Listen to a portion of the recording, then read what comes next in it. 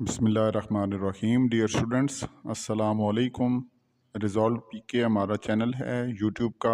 Math हम कर रहे हैं 11th क्लास का, यानी फ़र्स्ट ईयर का मैथ है। नेशनल बुक फाउंडेशन का है, न्यू सिलेबस जो कि 2024 में एंड ऑनवर्ड पढ़ाया जा रहा है फेडरल के कॉलेजेस में। यूनिट नंबर 1 है 1.2 एक्सरसाइज। इसका क्वेश्चन नंबर 1 जो कि 1.1 एक्सरसाइज कंप्लीट अपलोड हो गई है रिजॉल्व पीके हमारे चैनल पे। 1.2 एक्सरसाइज हम शुरू कर रहे हैं। क्वेश्चन नंबर 1 में जो प्रूफ दिया गया है वो कहता है show that for any complex number, किसी भी कम्प्लेक्स नंबर के लिए इसका फर्स्ट पार्ट है प्रूफ का कि real part of iota z is equal to minus imaginary part of z. ये आपने प्रूव करना है कि आयोटा जेड का जो रियल पार्ट बनता है वो minus imaginary part of z के इक्वल होता है। तो प्रूफ शुरू करते हैं जी। प्रूफ में हम सपोज कर लेते हैं let z is equal to a plus b iota, चूँकि जनरल कम्प्लेक्स नंबर को आप इसी तरह सपोज करते हैं ए प्लस बी आयोटा या एक्स प्लस वाई आयोटा। तो मैंने सपोज कर लिया a plus b iota. Now left hand side, आपके जो प्रूफ की लेफ्ट हैंड साइड है वो है real part of iota Z. अब हम इसमें वैल्यूज पुट करते हैं, रियल पार्ट ऑफ आयोटा और ये आगे वैल्यू है जेड की ए प्लस बी आयोटा। अब आयोटा को अंदर मल्टीप्लाई करते हैं तो real part of a iota plus b iota square, iota दोनों से मल्टीप्लाई होगा तो ये ए आयोटा आएगा और बी आयोटा स्क्वेयर आएगा। अब आप चूँकि जानते हैं कि आयोटा स्क्वेयर -1 के इक्वल होता है, यानी साइन चेंज कर देता है अपने कोफिशेंट का। तो आयोटा स्क्वेयर के साथ b है तो ये क्या हो जाएगा -b, तो ये बनेगा real part of a iota -b।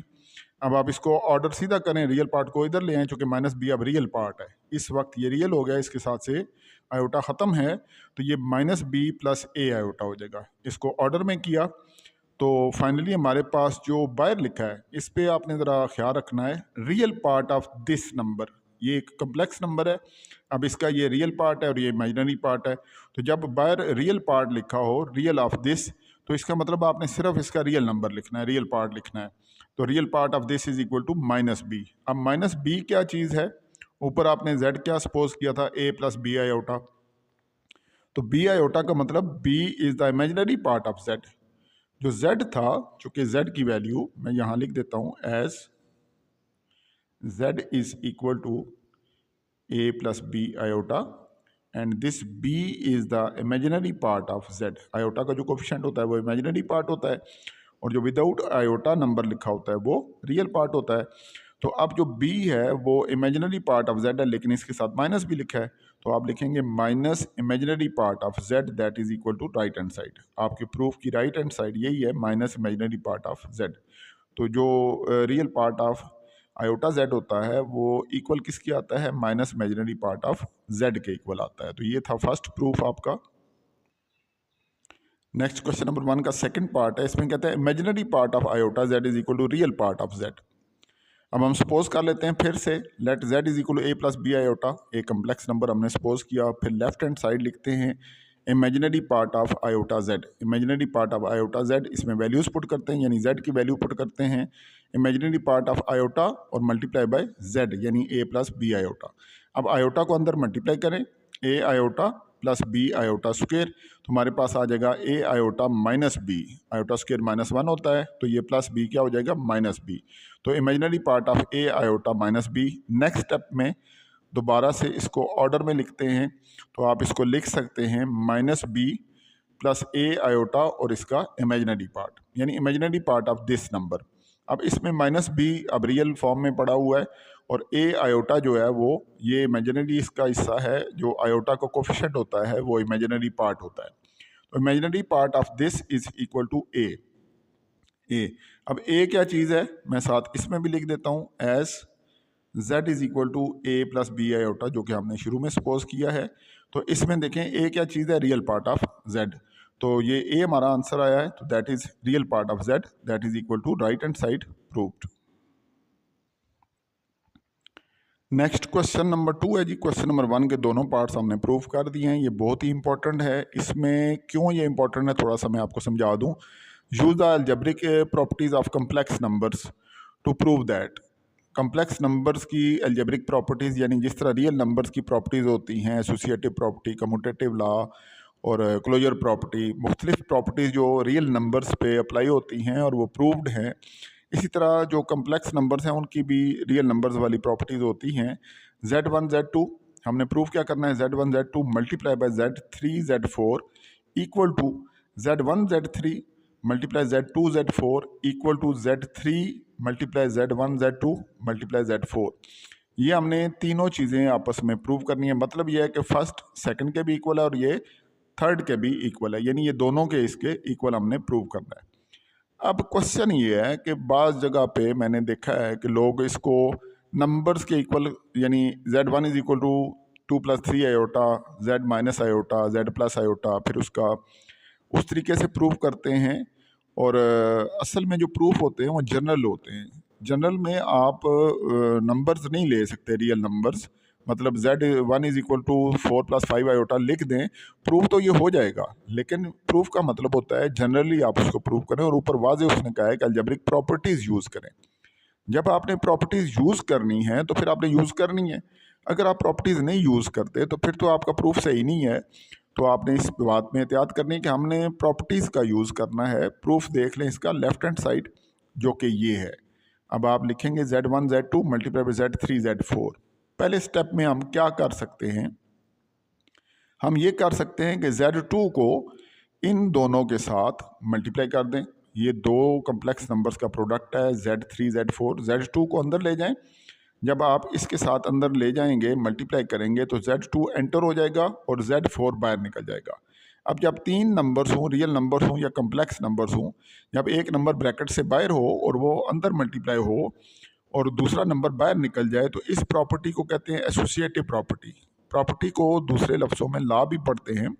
Associative law of multiplication है कम्प्लेक्स नंबर्स का, associative law with respect to multiply. अब ये मल्टीप्लाई का एसोसिएटिव लॉ हमने अप्लाई किया है, Z2 को अंदर ले गए, Z4 को बाहर ले आए। ये तो हो गया फर्स्ट स्टेप। Z1 अपनी जगह, Z2 अंदर गया, Z4 बाहर आ गया।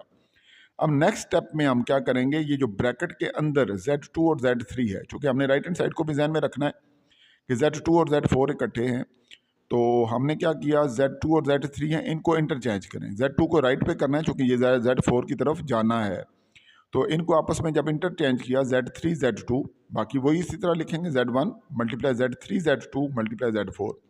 तो ये इंटरचेंज ऑफ टू नंबर्स, यानी a b is equal to b अगर हम लिख देते हैं तो इसे कहते हैं commutative law, commutative law with respect to multiply. Next step में हम क्या करेंगे, जो Z1 बाहर था इसको अंदर ले आते हैं और Z2 को बाहर ले जाते हैं। तो Z1 Z3 और ये मल्टीप्लाई बाय Z2, जब Z2 बाहर आया तो फिर ये Z4 से ऑटोमेटिकली मल्टीप्लाई हो रहा है। तो यहाँ Z1 का एंटर होना और Z2 का बाहर जाना, ये फिर से associative law with respect to multiply है। तो ये आप देख सकते हैं, ये आपकी फर्स्ट राइट हैंड साइड है, Z1 Z3 Z2 Z4। तो ये फर्स्ट राइट हैंड साइड है, तो इसलिए मैंने लिखा है equal to right hand side 1। ये पहला प्रूफ हो गया। अब हम अगेन लेफ्ट हैंड साइड लेते हैं, जो कि फर्स्ट आपकी लेफ्ट हैंड साइड बनती है। अगेन लिखा हमने Z1 Z2 multiply Z3 Z4, ये आपकी लेफ्ट हैंड साइड थी जो हमने पहले भी ली है। अब हमने क्या करना है कि इसमें Z1 और Z2 देखें, क्लोजर प्रॉपर्टी बताती है हमें कि Z1 Z2 एक प्रोडक्ट है दो कम्प्लेक्स नंबर्स का। तो दो कम्प्लेक्स नंबर्स को जब आप मल्टीप्लाई करते हैं तो वो रिजल्ट भी तो कम्प्लेक्स नंबर आता है, तो ये क्लोजर प्रॉपर्टी होती है। तो हमने इस प्रॉपर्टी का यूज़ किया। इसका यूज़ करते हुए हमने देखा कि Z1 Z2 लिखा, ये एक complex number, product of two complex number is also a complex number. और दूसरा हमने क्या किया कि Z3 को Z4 से अलग लिखा, बाहर लिखा। तो चूँकि ये इन दोनों का प्रोडक्ट भी एक कम्प्लेक्स नंबर था और ये अगर अलग अलग मल्टीप्लाई होते हैं तो फिर भी ये कम्प्लेक्स नंबर है। ये भी बेसिकली क्लोजर प्रॉपर्टी है, क्योंकि a b is equal to some other complex number या Z1 Z2 is equal to some other complex number. तो Z3 अगर इसके साथ ब्रैकेट में लिखा है तो फिर भी कम्प्लेक्स है, अगर बाहर लिखते हैं तो फिर भी कम्प्लेक्स है। इट मीन्स कि ये क्लोजर प्रॉपर्टी है। तो closure property with respect to multiply है। उसके बाद हमने नेक्स्ट क्या करना है कि जैसा मैंने आपको पहले बताया कि Z1 Z2 जो प्रोडक्ट की फॉर्म में लिखा हुआ है ब्रैकेट में, ये एक कम्प्लेक्स नंबर रिजल्ट देगा। ये एक कम्प्लेक्स नंबर है, ये कम्प्लेक्स नंबर और Z3 भी कम्प्लेक्स नंबर, ये अगर दोनों मल्टीप्लाई हुए हुए हैं तो इनको आपस में इंटरचेंज कर सकते हैं। ये पूरी ब्रैकेट Z3 की जगह और Z3 को इस ब्रैकेट की जगह, तो Z3 multiply by Z1 Z2 ये हमने इंटरचेंज कर लिया और Z4 अपनी जगह मौजूद है। तो ये कौन सी प्रॉपर्टी है? दो कॉम्प्लेक्स नंबर्स का जो प्रोडक्ट है उसको इंटरचेंज करना, कम्यूटेटिव प्रॉपर्टी ऑफ या प्रॉपर्टी या law with respect to multiply. तो ये अगेन फिर आपके पास आ गया राइट हैंड साइड इज 2।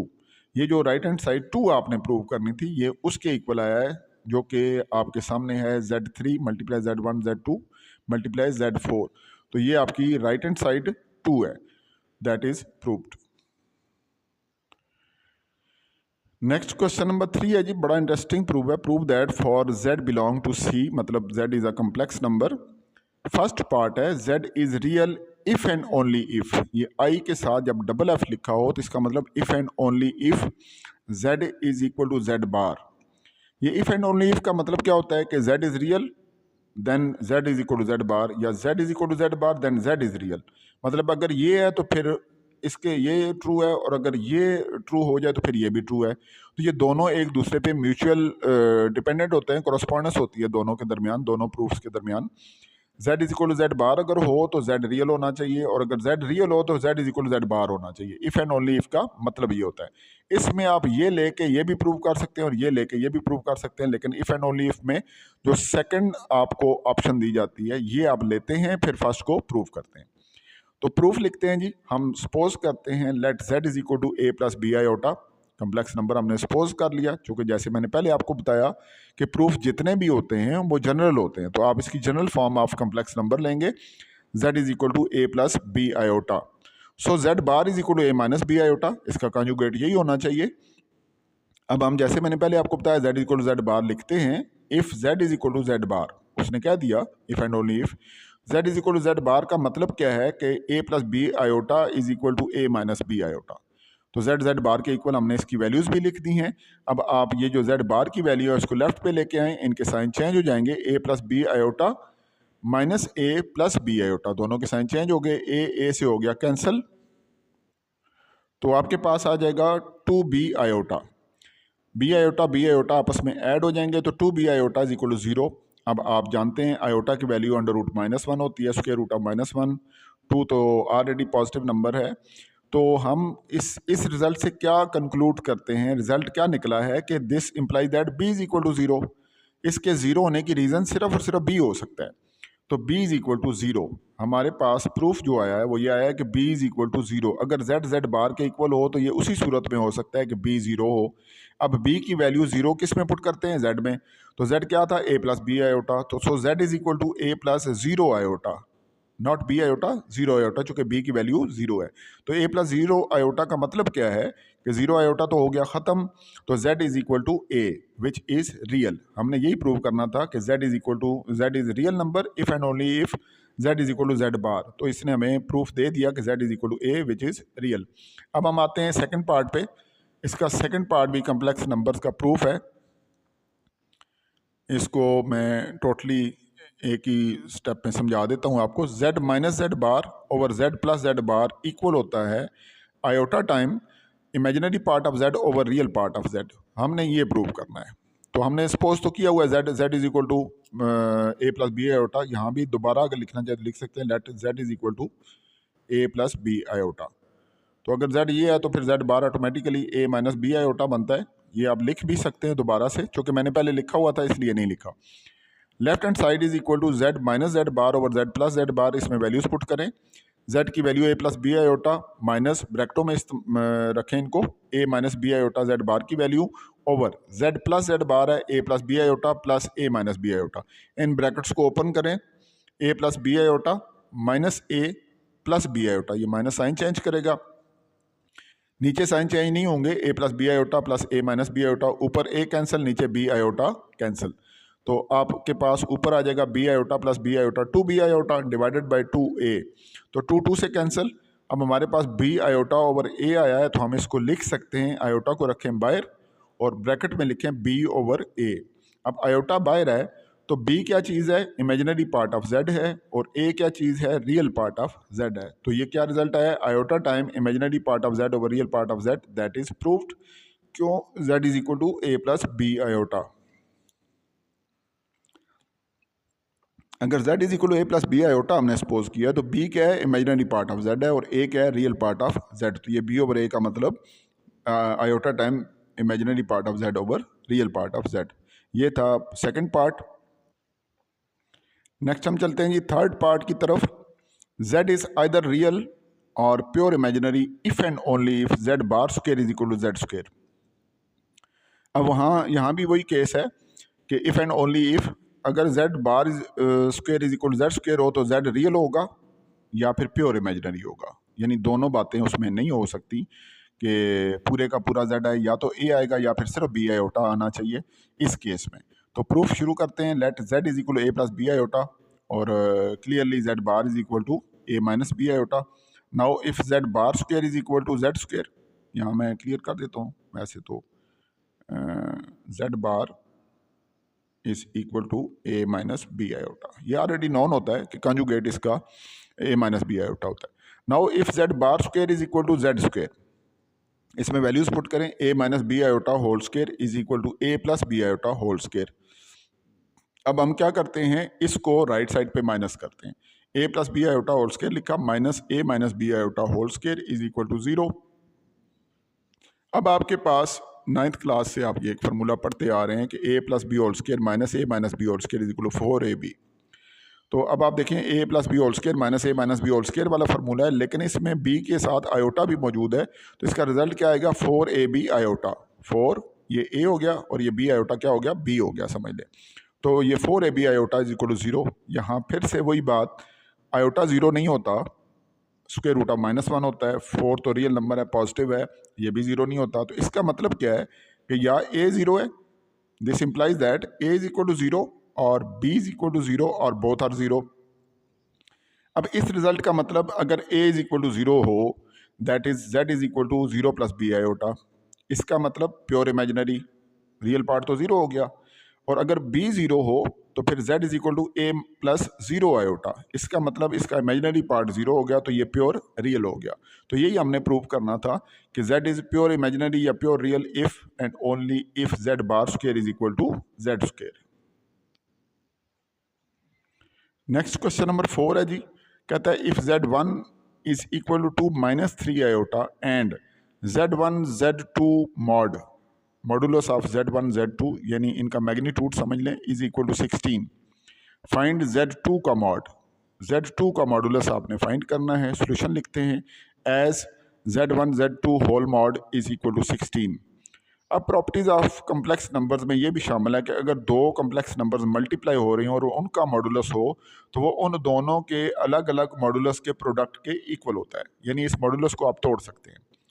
तो this implies that z1 mod multiply z2 mod is equal to 16 by property. ये property of z complex number है, ये प्रूव की जा सकती है, प्रूव्ड है ऑलरेडी।